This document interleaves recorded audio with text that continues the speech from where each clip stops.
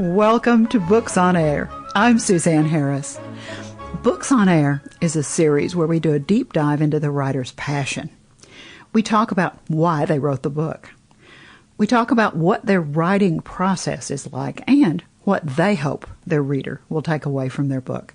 You'll get a real glimpse behind the curtain, if you will. Joining me today is Peter Boaz Jones, and he's here to talk about his award-winning book, The Gospel of the Four, a unique conflation of the four Gospels into a single continuous narrative, explicated by the author's commentary. Peter, welcome. Hello, Susan. You know, the book has already won 2 prizes, 2 awards. It's won the 2023 Christian Book Award contest and then the 2023 New York Book Festival Award. Congratulations. Well, thank you. Thank you. You know, it always strikes me. Books have birthdays, if you will, and tell 2 stories. The first story is the story that you, the author, have chosen to put into the book to share with the reader. But there's always a story behind that book. There's always a reason that it was created or born, if you will. Tell me about the Gospel of Four and how it came to be. Well, it came through personal study. I used to study a lot. I've always studied even since I was a teenager, and I suddenly realised that there's a number of miracles in the Gospels, and I wondered why there were so many miracles. There were so many miracles numbered when Jesus did a lot more miracles. So I decided to check each one and the context that they were written in, and found that there was 42 up to the resurrection. And then I elaborated further, taking in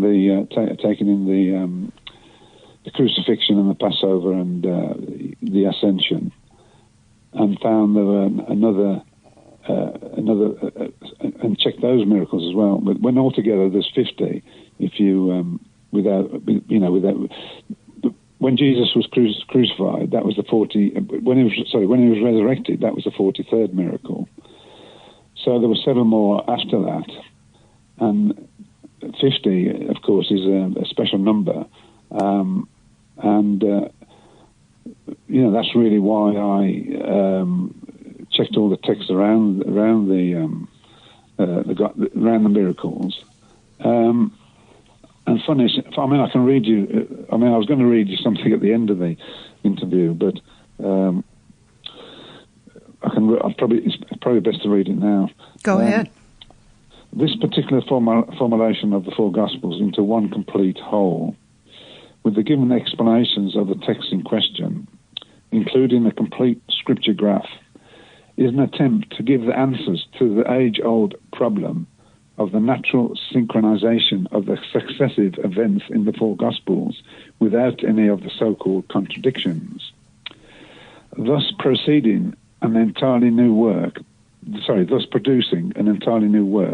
for those who are seeking answers to some of the seemingly perplexed, anomalous questions that people interested in this field have halted at. Consequently, and hopefully, therefore, it will give the subject the proper credence it had from its original conception when these miraculous events were first written down.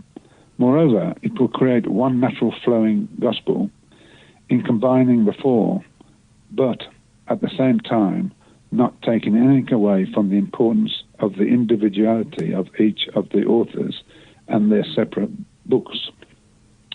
Of course, I can carry on reading much more, but that sort of sums it up in a nutshell, basically. Now, this was a challenging book to write. First of all, it's quite a scholarly publication. You have 54 chapters. You have a bibliography. You have an appendices. And the book itself was based on the King James Version, which they call the Authorized Version, but you also went back to the Greek. Do you speak Greek? How did you go back to the Greek, and how did you pull these together? This sounds like a huge task, Peter. Well, it was. I mean, it took me many years. The thing, I mean, today, I mean, I had all the Greek text, because you can get it on the internet anyway, the whole Greek, with the King James Version underneath each Greek word. So to complete the book, I had to check every Greek word, so that I didn't miss out one Greek word, which the King James Version is based on. And, obviously it took a long time. But as I say, people, you can get the Greek version on the internet now. Anybody can just look at it and check it. And that's basically what I did. How long did it take? Well, I started it in 1982. Wow. And it was completed in, I can't remember now, 2000, I think. When I finally got a publisher. But it took me, all those, because I was working, I had a full-time job as well. So I could only do it the weekends and on an odd day off. It took me all that time. Then when I got the first publisher, he went bankrupt on publication. So then I had to, how can I say, I had to figure out how to get another publisher. And luckily enough, Author House got in contact with me at that time. So I went with them, you see.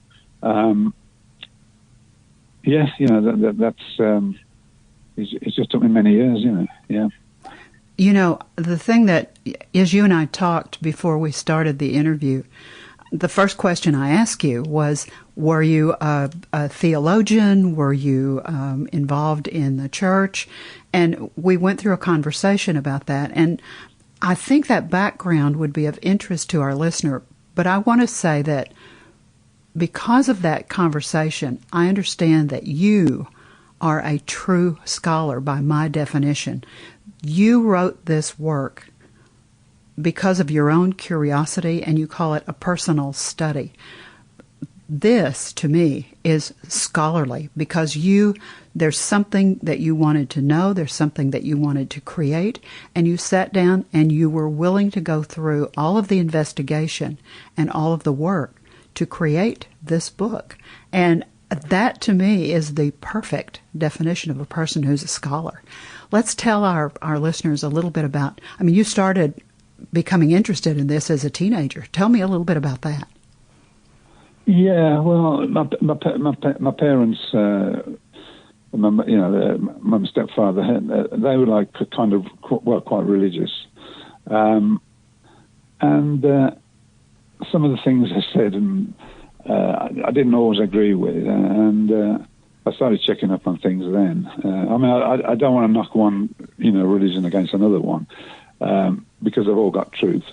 But I was just interested in some of the things they were saying, and I used to check up. And then, I had to leave home when I was 21, which is probably should have left a lot sooner. But because there was things going on, with the religious aspect. Plus, my mother needed another room anyway. She'd had another baby. And it was time for me to leave. And, how can I say? You became interested in Judaism. Yeah, because basically, if one's a Christian, one has to recognize that it's all based on Judaism. Without Judaism, there wouldn't be no Christianity. So therefore, understanding the Old Testament properly is paramount to understanding the New. Though, one can understand the New Testament without the Old Testament in one way, but to get a completer picture, and it depends on one's interest. If one is interested in expanding one's knowledge, then naturally one has to acknowledge that Christianity came from Judaism. Of course, a lot of people wish it didn't, I mean, but that's basically the truth, In the book, at the very beginning, there is a place where it says what this book reveals. And there are 31 specific points there. Tell me a little bit about those 31 points and how you distilled those down. Yeah, I was going to read you something about that originally. Then I thought the other parts would be more interesting. How can I say? Is it okay if I read this bit? Sure. Read it to you. Yes, of course. I had not realized when first starting to write the manuscript any special significance to the numbering of the rest of the miracles, when finding there were 42 miracles up to the resurrection. Nevertheless, afterwards, in 1986, in realizing I must combine the other manuscript I was preparing on the events surrounding the resurrection and the including in the ascension, amazing, might have already said this, I suppose, and surprisingly, I found that altogether in all, there were 50 miracles when counting the 42 with the other miracles that follow prior to the ascension. It became clear that indeed there was much significance relating to these findings and predominantly specific new meaning to the way the four texts are basically intrinsically connected together. This also gave rise to the integral quintessence of the importance affiliated to how many of these miracles were chosen by the gospel writers to be included within their narratives of the ministry of Jesus, since many more miracles occurred than those chosen to be recorded. These findings also concur that the events contained in the four Gospels were written in a manner which adhered to a well-informed style in the overall format, specifically and precisely following the successive order in which they had originally transpired, except for five major discolations, which relate primarily to Mathew and his reason for placing them otherwise. As I say, the 31 points are just prominent points which give the interested scholar that should be interesting to check on all that. As I say, it's so complex and easy at the same time. But those are the basic 31 points. But because Matthew is slightly different, I'll read the first point in Mathew. The coming of the Baptist disciples of Jesus the second time at the 18th and 19th, 20th and 21st miracle, along with the conclusion of the final tour of Galilee. The ordination of the 12, which is the second point, is different in Matthew. The narrative of the Sabbath question, the 12th miracle, along with the first council of Pharisees, and Jesus just healing the great crowds in fulfilling of prophecy. The 15th miracle and Jesus' dialogue with the Pharisees, and the anointing of Jesus, the son, the leper. Matthew just slightly puts them in a different position, but there's a reason for that. Anyway, it's timeless trying to mention everything. Oh, of course. And we really just want to sort of interest our listeners in the book, because, of course, one of the main things we're doing is trying to get them to buy a copy of the book because it is so interesting. And the cover, when they go to Amazon to buy the book, the cover of the book will strike them immediately. It's quite beautiful. It's a deep dark blue, and there's a cross on the front of it. And because of the color, I guess it's because of the maybe it's my computer, I don't know, but the color of the background with the cross almost made it look three-dimensional. Tell me a little bit about how you chose that cover and what its significance is. Yeah, originally in the first copy, in the first imprint, I'd got the cross exactly the same, but I'd got like rays going out from the cross with Matthew, Mark, Luke, and John, but it confused things more. And Author House, they did they copied a little bit of the first book and enhanced it with the way they've the colours and everything. And that made it stand out. It's just so striking. It's just beautiful. Did you? Yeah. This long, it took you so many years to write the book. As you were writing the book, did you personally experience any kind of revelation about yourself or any kind of revelation that surprised you as you went through this huge effort? Yeah, I suppose the one not to give up, but it was something. Once I started it, I knew I couldn't stop it, because it was like if I was I'm trying to think of the word. If I was ignoring what was there, and I'd be held accountable. So I had to carry it on until the end. I mean, I'm 80 now, but and it only got reprinted in 2004. So it's a lifelong work. It kind of split my marriage up in one way. That didn't help. Mind you, she was completely for it, but in the end, how can I say? I spent a lot of money putting it like that. Quite a lot in debt, but it helped me to carry on with it. And as I was saying, once you sort of start something like this, I believe in God, and I thought, well, He's not going to be very happy if I'm kind of being like a Jonah, right. and so I thought I'd better carry on, otherwise I'm going to suffer. It really became a calling and a mission, didn't it? Oh yeah. But yeah. Well, this is so fascinating, and I know that our listeners are wondering where they can find the book. It is on Amazon, and let me give you the specific title of the book, and then let me do some spelling of Peter's name so that you can find it easily. The title of the book is The Gospel of the Four, a unique conflation of the four Gospels into a single continuous narrative, explicated by the author's commentary. If you put in Amazon and you put in The Gospel of the Four by Peter, Peter, Boaz, Boaz, Jones, Jones.